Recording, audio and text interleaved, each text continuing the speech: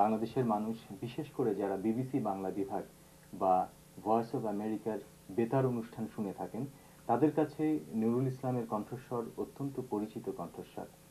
লন্ডনের অদূরে একটি ছোট্ট গ্রামে তার বাড়ি। সেই বাড়িতে আজকে এসেছি তার সাথে কথা বলার জন্য। বিবিসি বাংলা বিভাগে কাজ করার সুবাদে তার সাহচর্য পাবার সৌভাগ্য হয়েছে আমার। আমরা তাকে নুরু ভাই হিসেবে চিনি। নুরু ভাইয়ের বাড়িতে আসার পর একটা ছোট্ট রসবোধের পরিচয় দেই নুরু ভাইয়ের। নুরু ভাই আমাকে চা দিয়েছেন যেই মাগে, তাতে লেখা আছে I am surrounded by idiots. বুঝতেই পারছেন নুরু ভাইয়ের রসবোধ সম্পর্কে। সে সম্পর্কে কথা বলবো একটু পরই, কিন্তু তার আগে প্রথমেই আপনার কাছে জানতে চাই নুরু ভাই, যে প্রথম সংবাদ পাঠ আপনি কবে করলেন? প্রথম সংবাদ পাঠ 1947 সনের 15ই অগস্ট তারিখে সকালবেলা। ঐতিহাসিক দিন। হ্যাঁ, ঐতিহাসিক দিন তো বটেই।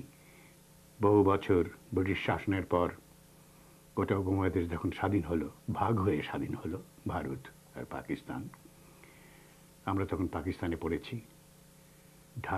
ঢাকা থেকে সংবাদ প্রচার শুরু হলো। সেই বাংলা সংবাদ প্রথম আমি পড়ি সকালবেলা 1947 সনের 15ই আগস্ট তারিখে। সেটা একদিক থেকে গোটা উপমহাদেশের প্রথম বাংলা সংবাদ বলা চলে।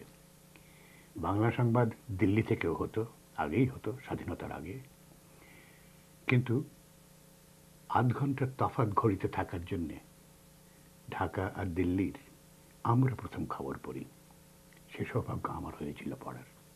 47 সালে আপনি প্রথম খবর পড়েছেন এবং তারপর এত বছর পার হয়ে গেছে আপনি এখনো খবর পড়ছেন।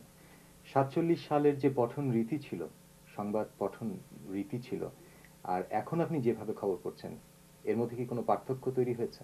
হ্যাঁ, পরিবর্তন কিছুটা হয়েছে বই কি। মানুষটা তো একই আছি, কণ্ঠের অবশ্য পরিবর্তন হয়েছে। সেই সেই সময়ের কণ্ঠ নেই, এখন বৃদ্ধ কণ্ঠ। তবে আসল পরিবর্তন যেটা হয়েছে সেটা হলো পড়ার পদ্ধতি।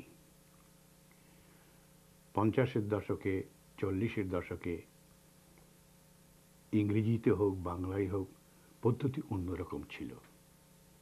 যেমন ধরুন, তখনকার দিনে অল ইন্ডিয়া রেডিও থেকে খবর পড়া হতো।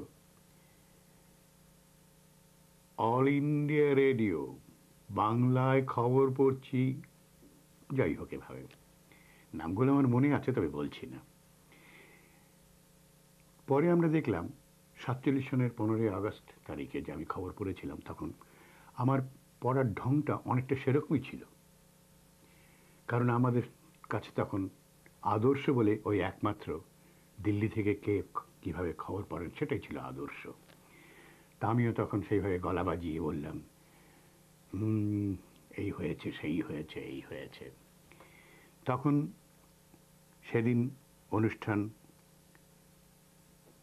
পরিবেশন করছিলেন নজির আহমদ। আমি সংবাদ পড়ছি, উনি পরিবেশন করছেন। প্রথম দিন প্রথম অধিবেশন হয়ে যাওয়ার পরে যখন চা খেতে বসেছি, তখন উনি আমাকে বললেন, এটা তুই কি করলি নুরু? উনি আমাকে তুই তো গাড়ি বলতেন।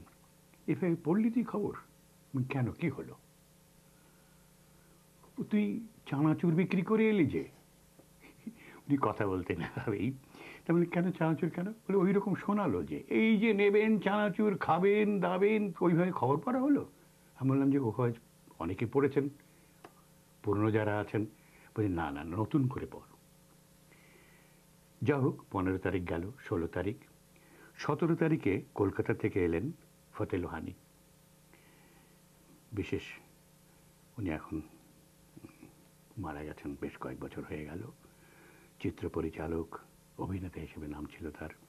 কিন্তু উনি আমার সঙ্গে কাজ করেছেন, দুদিন পরে আমাদের সঙ্গে যোগ দেন। আমরা প্রথম থেকেই বেশ বন্ধু হয়ে গেলাম। আমরা প্রথমেই ঠিক করলাম কিভাবে খবর পড়ব আমরা। এই ঠিক হলো যে আমরা অনেকটা কথা বলার মতো করে পড়ব, সেই চেঁচিয়ে সুর করে কিংবা টেনে টেনে টেনে টেনে সে চানাচুর বিক্রি করব না।